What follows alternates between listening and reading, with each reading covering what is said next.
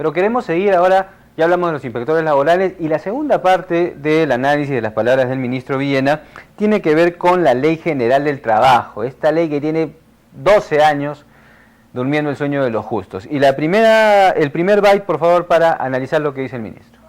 Nosotros advertimos siempre, dijimos, es que cuando asumimos esta función de ministro, era que recogíamos la recopilación del proyecto de ley, que era una recopilación de más de 400 artículos, de una comisión de expertos. Y la hicimos nuestra para que sea presentada en el Consejo Nacional de Trabajo. Bien, entonces lo primero es que el ministro reconoce que ha habido una comisión que ha trabajado un proyecto de ley general de trabajo y, como dice el ministerio la hizo suya. Ya ha habido una comisión que ha trabajado la propuesta de ley general de trabajo. ¿Qué dice el siguiente byte? Lo que nosotros advertimos siempre, dijimos, es que cuando asumimos esta función de ministro, era que recogíamos la recopilación del proyecto de ley, que era una recopilación de más de 400 artículos, de una comisión de expertos. Y la hicimos nuestra para que sea presentada en el Consejo Nacional de Trabajo. Era el mismo de la vez pasada. Entonces, el que sigue debe ser, por favor, adelante.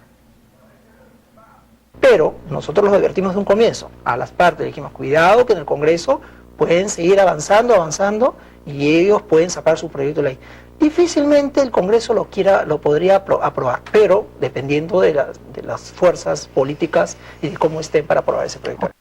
Bueno, el byte que se ha perdido era el más interesante de todos, porque ahí el ministro señala que, a pesar de que ha habido esa comisión, se está creando otra comisión, nuevamente para analizar la propuesta de la ley. Esa comisión, como ya sabemos, puede demorar pues quizá un tiempo largo como la anterior, ¿no? Se parece un poco al caso del CEPLAN, donde había ya el plan casi listo de desarrollo al 2021 y ahora lo han alargado por 2 años, ¿no? Y acá me parece que hay algo parecido. Y bueno, también dice que el Congreso puede avanzar, pero lo ve difícil. La siguiente, por favor.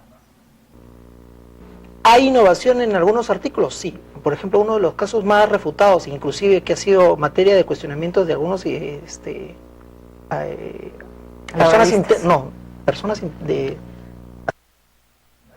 No, es que la parte más interesante no sale. Es justamente al final, yo la voy a decir, dice que ha habido comentarios, sugerencias de embajadores que en nuestro país representan a sus países y también a los intereses de sus empresas.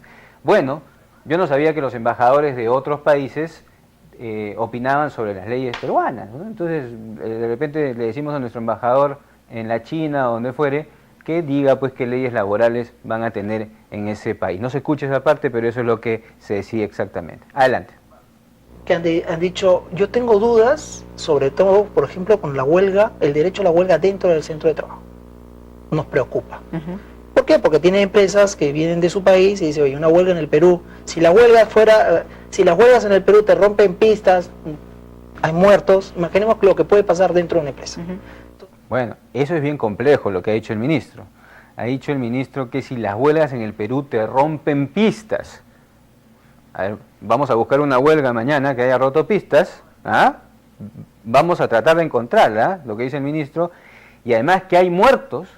Bueno, pero los muertos que han habido han sido por responsabilidad de las balas del Estado, lamentablemente, ¿no? Entonces estas son las preocupaciones que tienen en relación a el derecho a la huelga de los trabajadores. Y hay que señalar que estos son derechos que están firmados por el Perú, reconocidos por la OIT, aunque el ministro ha dicho que las normas de la OIT están un poquito desfasadas, pero son las que están firmadas por el Estado peruano y el Estado tiene que cumplirlas. Y los ministros son los principales llamados a ellas. El último byte, por favor. Y yo, por ejemplo, podría adelantar, en mi opinión personal, que una huelga dentro del centro de trabajo en el Perú, tal como está la violencia, es muy arriesgada.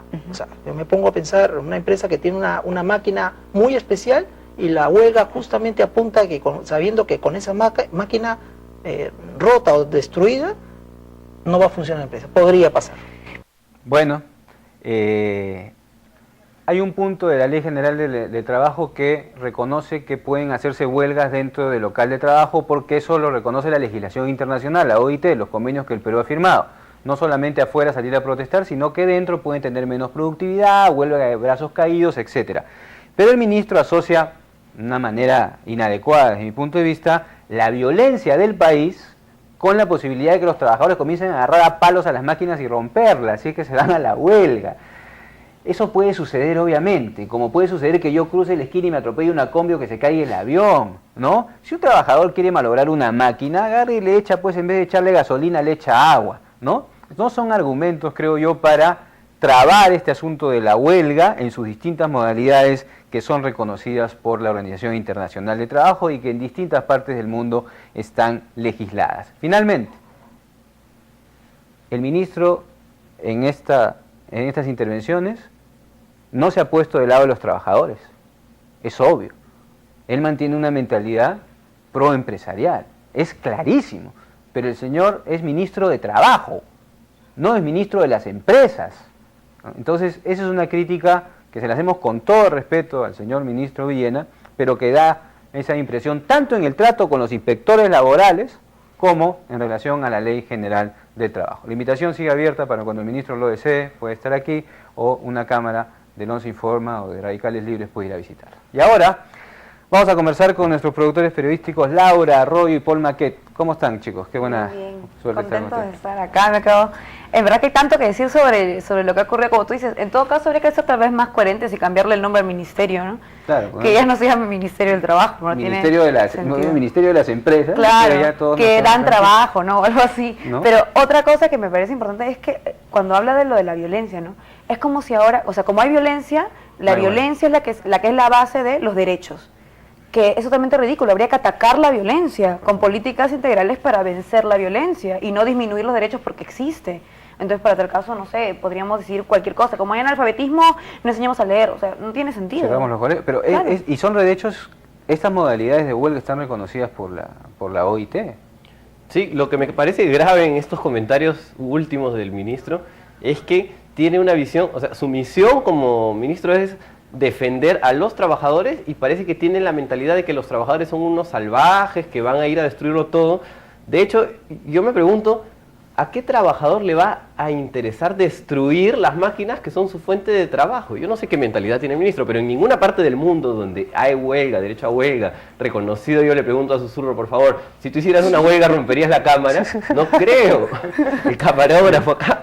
Es que son unos argumentos realmente complicados. Y, por ejemplo, que yo le quisiera preguntar al ministro qué opina de las condiciones laborales de la agroindustria, que hemos visto acá cómo las mujeres tienen que sacar la tierra con las manos y no les dan sus implementos. Entonces, Tienen que pagar sus implementos. Hoy día hemos tenido en El Comercio un artículo de un representante de Comex que, bueno, recibió que la fue invitación invitado el para día de venir, hoy y que lastimosamente también tenía una agenda cena. recargada, pero en el artículo este señor de Comex planteaba que las leyes para derogar el régimen especial de la agroexportación o para limitar la tenencia de tierra buscan destruir la agricultura moderna. Y yo no sé si las imágenes que hemos visto ayer de los trabajadores descalzos y sacando la tierra con sus propias manos pueden llamarse moderna, agricultura moderna. Yo la veo bastante anticuada. medieval, ¿no? Casi esclavista, realmente. Bueno, así están las cosas en relación al trabajo y